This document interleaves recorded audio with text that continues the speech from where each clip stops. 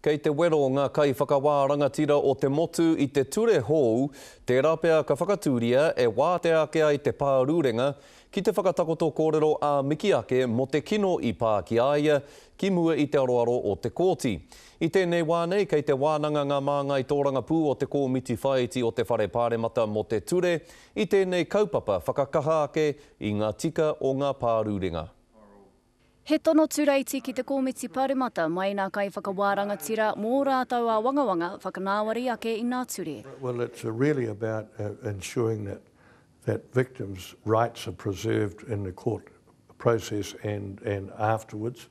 So it's a good bill in many ways. I tēnei wā mō nā mārurenga, me tono rawa ki te kai whakawā o te kōti i te tuatahi, me nā ka hei rātou ki te pānui o rātou whakaaro, mō nā mahi tūkino i pāmai kia rātou, me o rātou whānui te tuatahi.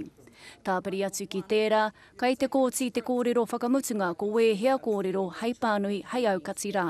Why would you do this? You didn't even know him. Victims think that if they make a statement about the harm that they've suffered, but they believe that the court will somehow listen to that and it will influence the sentence. I roto anō hoki i te tōrua o ētahi o nā whakawā, e kore nā mārurenga e āhei ki te whakaputa i o rātou whakaaro, kia puta rāno te whakatau a te kōti.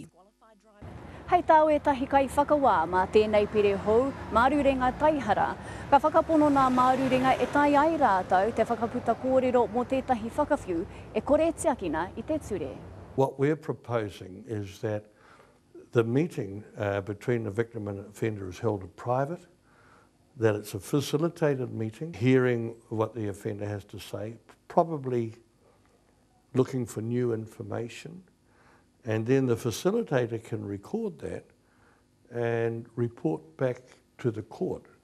Hoi anō mō tēnei wā kua waiho ki te kōmiti ture, tēnei take e ata matapakihia. Pe ata Melbourne, te karere.